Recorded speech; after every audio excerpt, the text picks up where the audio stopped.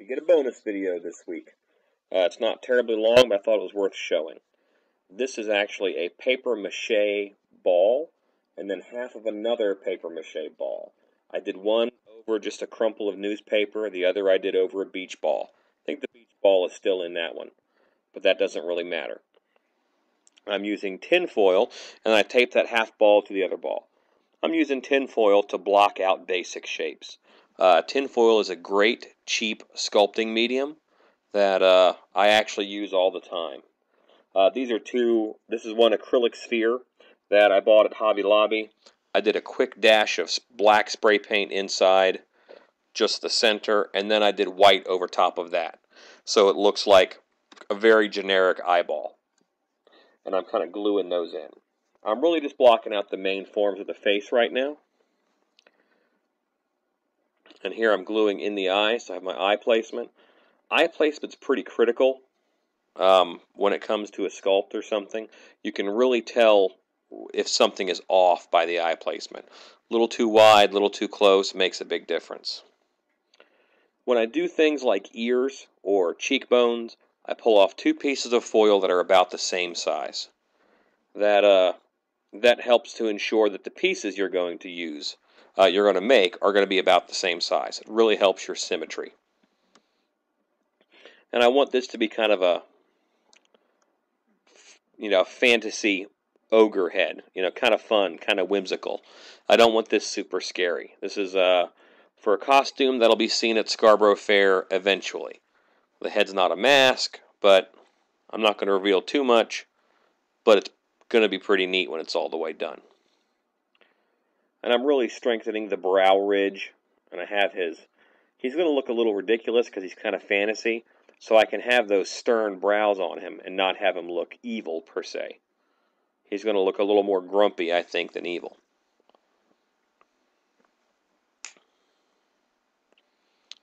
And, you can just kind of see the features building as I keep adding foil. And, because faces are symmetrical, it's a lot of tearing off 2 pieces of foil that are the same size and going, doing one jowl, then going and doing the other jowl. Same for cheekbones. You get off easy on the nose and the chin because there's only one of those. And I just want everything to be even and symmetrical. It's kind of hard to see the depth that's going on with the foil, just because of the screen, at least how I'm watching it now. You might have a better monitor than me. But I'm just adding a bunch of little pieces to have face detail. I'm going to skin the whole thing, and I'll show you that here in just a bit. But I just keep adding foil to get a nice, textured, fairly detailed ogre head. This is just acrylic caulk that I got at Walmart. It's acrylic latex caulk. It's almost the cheapest stuff they've got. It was less than $2 a tube, and cheesecloth. Pretty much everything I'm making this ogre head out of, you can get at Walmart. And I'm putting out almost a tube full of the caulk on that size piece of cheesecloth. And I'm getting the cheesecloth kind of soaked with it.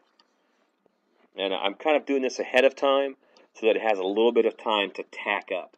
I don't want to do it too fresh. I let it sit for, a minute or two out into the air so it starts to get a little bit sticky. And that way it's going to stick better to the head. And I'm not worried about the eyes right now at all. I know I can wash it off of the eyes. And I know that I have a technique to make eyelids that I'll show you in a bit. You'll see it. But right now, I just want to get one sheet over this entire head. And the caulk there is going to, obviously dry and make a pretty good skin with the cheesecloth. It won't be perfect and seamless, but, for this size head, no one's going to notice that. They're going to be so busy looking at this whole big costume and just the expression on the head that they're not going to notice little holes in cheesecloth. At least that's my hope, and it's always kind of worked out that way before. You could see a bit of my friend Frank working in the background. If you see phantom hands in there that aren't mine, those are Frank's. And right now, I'm just cutting a straight line across the cheesecloth, and I'm pushing it back. I'm not cutting it out. I'm pushing it back, and that causes an eyelid to happen above and below the eye. All that excess, just like an eyelid looks. And I'm, obviously doing more cheesecloth. I want to cover the whole head. That's going to help seal it. I'm going around my ears here. And I'm really happy with how this guy turned out. It took me about an hour and 40 minutes from start to finish. I did have the paper mache balls built ahead of time, but you could use a big styrofoam ball. That's not something you have to use. Whatever you want under there is fine. Here I'm using a popsicle stick that I dip in some water in order to put in just a few line details. If you dip it in water, then the caulk won't stick to it. And one of the great things about this caulking is that it cleans up with soap and water. So while it's still wet, I just have a little bit of water on a scrap piece of cheesecloth, and I'm cleaning up the eyes. Now we're taping the eyes off. It has dried. I cut out the part where it sat in front of the fan for 20 minutes. You didn't need to see that. And I'm taping off the eyes so I can get this guy painted. And I'm just using spray paint. Like I said, that latex caulk is dry. You missed the drying time, but it happened. Look at that, I'm wearing a Haunted House t-shirt. I love Haunted House t-shirts. I'm a 2X. Now I have some tandy leather stain in my $10 airbrush from Harbor Freight. And I'm just highlighting, doing the shadows, doing the creases. And kind of modeling the big broad surface like the back and side of the head. Pull the tape off the eyes. Hello world, you're an ogre.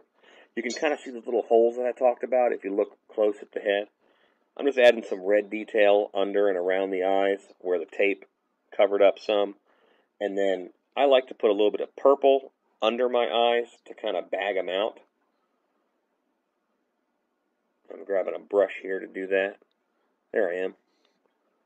And I just think that purple under the eyes helps set them off.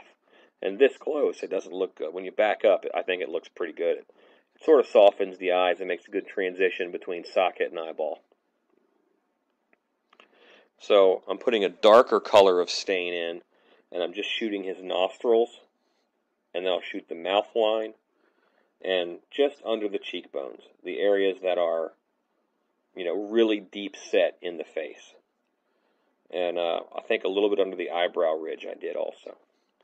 Now I'm taking just a bit of cotton. I have these cotton swab pads, a little bit more caulk, and I have just ripped it up, and I've gotten a tooth-sized piece with wet fingers so that it doesn't stick to it.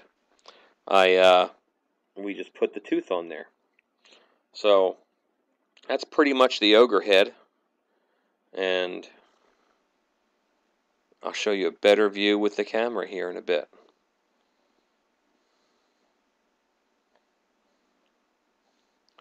There he is. Not bad for about an hour and a half or hour and 40 minutes.